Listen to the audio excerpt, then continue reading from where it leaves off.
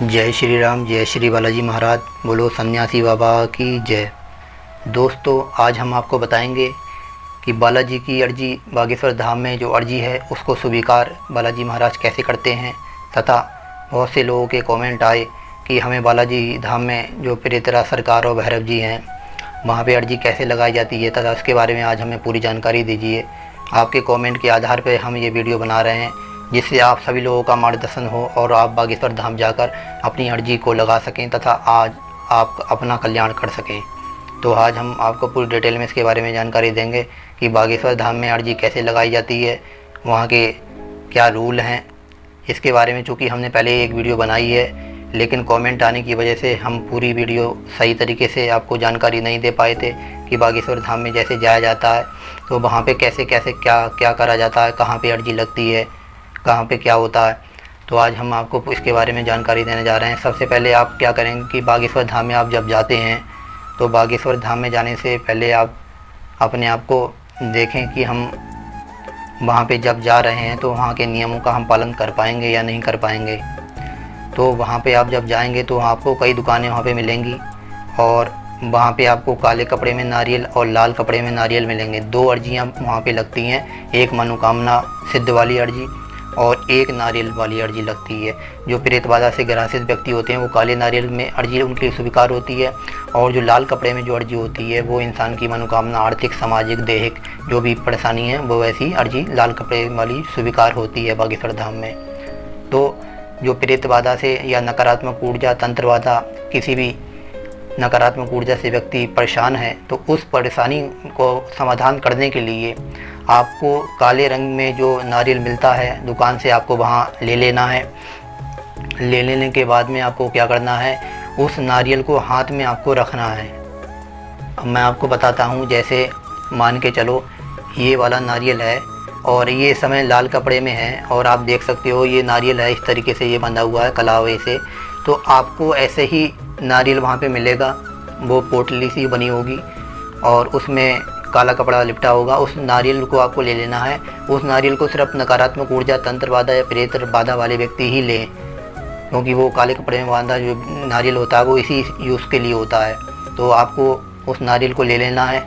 लेने के बाद में आपको अपने हाथ में ले लेना है और कहना है, हे बागेश्वर धाम बालाजी, हे सन्यासी बाबा, हे प्रेतराज सरकार, हे भैरव बाबा, मेरी अर्जी स्वीकार करो, मैं पापी हूँ, मेरी अर्जी स्वीकार करो, मुझ पे कृपा करो, मेरे संकटों को दूर करो। इस तरीके से आपको मन ही मन प्रार्थना करनी है उनसे, बागेश्वर धाम बालाजी, प्रेतराज सरकार और भैरव जी से। प्रार्थना करने के बाद में आपको क्या करना है, उस नारियल को जहाँ पे बागेश्वर धाम प्रांगण में काले कपड़े में जहाँ नारियल बंधते हैं और लाल कपड़े में बनते हैं, वहाँ पे आपको किसी से पूछ लेना है और उसको आपको वहाँ पे बांध देना है। बांधने के बाद में आपको क्या करना है, भगवान बालाजी से और प्रेतराज सरकार भैरव जी से आपको प्रार्थना करनी है, मेरे ऊपर जो भी अला वाला जो भी परेशानी है, जो भी संकट है उसको आप दूर करें। और आपको भगवान श्री राम का, बागेश्वर धाम बालाजी का मंत्र का जाप करना है। ओम बागेश्वराय वीर वीराय हुम फट स्वाहा या ओम बागेश्वराय नमः, भगवान श्री राम का आपको जाप करना है। जाप करते हुए आपको मंदिर की, जो बागेश्वर धाम का जो मंदिर है उसकी 21 परिक्रमा आपको लगानी है। 21 परिक्रमा आपको लगाने, भगवान का नाम भी लेना है भगवान श्री राम का, और 21 परिक्रमा आपको लगानी है। जब आप 21 परिक्रमा लगा लेंगे तो आपको वहाँ से आप एक चिराग ले लेना है, घी का दीपक ले लेना है और वहाँ पे आप उस दीपक को जलाइए। जलाने के बाद में वहाँ पे बैठकर, अगर आपके पास समय है, अगर समय नहीं है तो आपको समय निकालना पड़ेगा। जो वो इंसान शरीर के लिए क्या से क्या नहीं करता है, पूरे संसार में भागता फिरता है। तो अगर आप जा रहे हो तो वहाँ पे जाने के बाद में ये काम ज़रूर करें। वहाँ पे दीपक जलाने के बाद में हनुमान चालीसा का पाठ करें, 5, 7, 11 पाठ करने के बाद में अगर आपके पास और समय है तो एक माला ओम बागेश्वराय नमः का जाप आप कर सकते हैं। और आपको बताना चाहेंगे कि प्रेत बाधा या नकारात्मक ऊर्जा से जो व्यक्ति परेशान है तो उसके लिए गुरुजी ने विशेष रूप से मंत्र जो बताया है, ओम बागेश्वराय वीर वीराय हुम फट स्वाहा, ये मंत्र बागेश्वर धाम सरकार ने निकाला है। तो आप इस मंत्र को कर सकते हैं और करिए, अगर आपको अपनी परेशानी को जल्द से जल्द इससे निजात पानी है। और आपको बताना चाहेंगे, वहाँ बागेश्वर धाम का जो प्रांगण है, जो बागेश्वर धाम सरकार का, जो बागेश्वर धाम बालाजी का जो मंदिर है, वहाँ पर एक प्रेतराज सरकार का पेड़ है।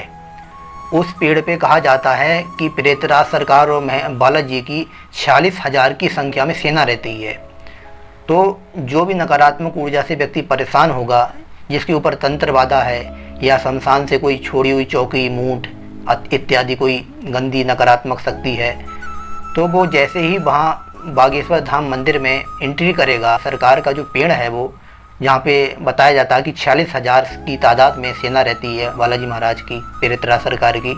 तो आप जैसे ही वहाँ पे एंट्री करेंगे तो ऑटोमेटिकली आपके अंदर पैरानॉर्मल एक्टिविटीज़ होना चालू हो जाएगी। अब पैरानॉर्मल एक्टिविटीज़ क्या होती है? पैरानॉर्मल एक्टिविटीज़ साइंटिफिक नेम है इसका। ऑटोमेटिकली आपके अंदर ऐसे लक्षण पैदा होंगे, क्योंकि वहाँ की जो सेना होगी वो आपके अंदर जो नकारात्मक एनर्जी होगी उसको दूर करने के लिए वो अटैक करेगी। कहते हैं सकारात्मक और नकारात्मक एनर्जी का युद्ध होगा। जब युद्ध होगा तो ऑटोमेटिकली आपके शरीर में हलचल होगी और आप रोने लगेंगे, चिल्लाने लगेंगे। उसे कहते हैं इंसान खेलने लगा, भूत प्रेत इस पे आने लगा, तो ऑटोमेटिकली ये हलचल होने लगेगी। और ये उन व्यक्तियों के अंदर होगी ये हलचल जिन पे नकारात्मक ऊर्जा का प्रभाव है। अच्छा, नकारात्मक ऊर्जा का प्रभाव दो तरीके से होता है, एक होता है ओपन और एक होता है गुप्त। ओपन वो होता है जो इंसान बालाजी सरकार हैं या मेहंदीपुर बालाजी हैं, कहीं भी हनुमान जी के जो सिद्ध स्थान हैं, वहाँ पर जाके इंसान खेलने लगता है, उसे कहते हैं ओपन संकट। और एक होता है गुम संकट।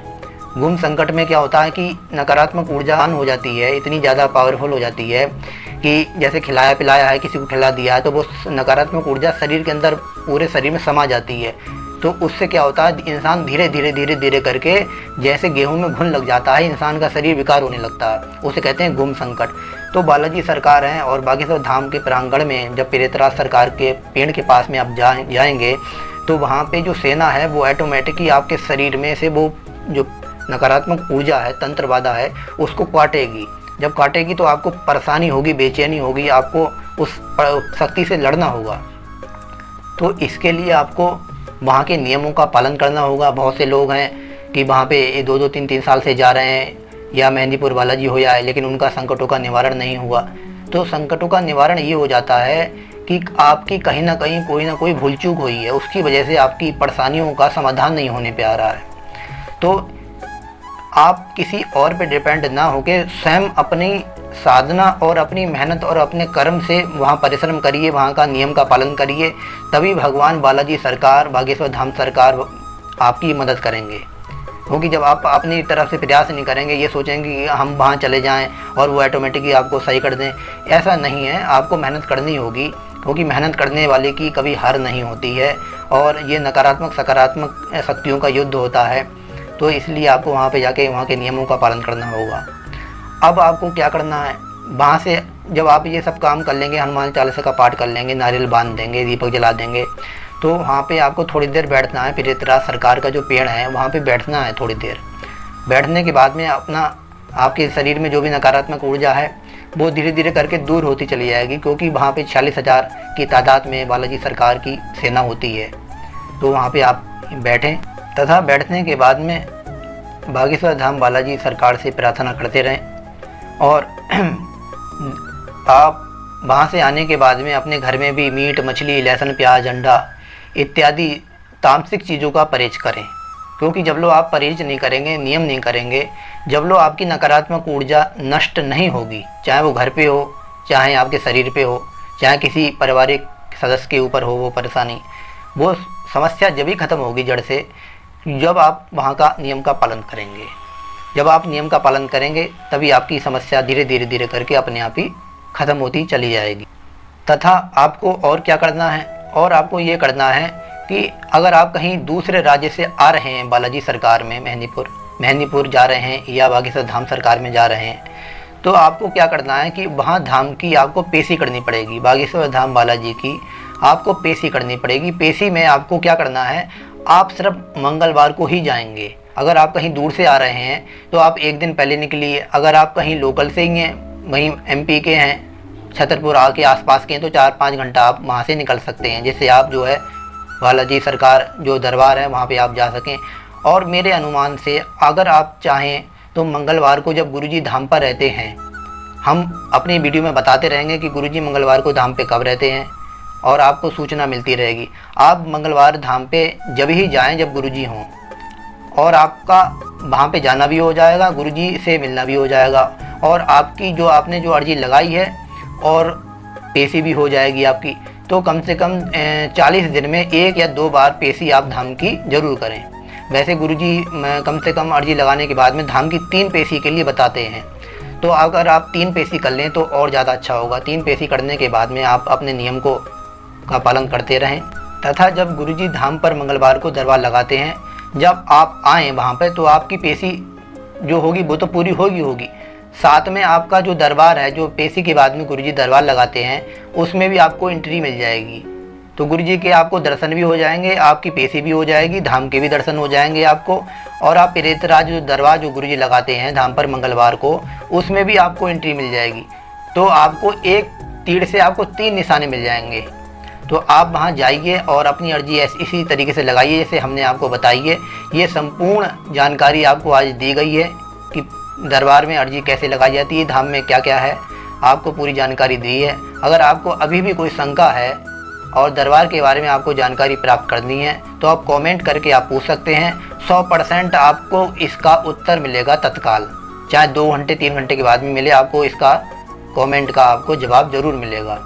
और चैनल को सब्सक्राइब ज़रूर करें। सब्सक्राइब करने से ये होगा कि हम जैसे ही यहाँ से अपनी वीडियो डालेंगे तो आपको प्राप्त हो जाएगी।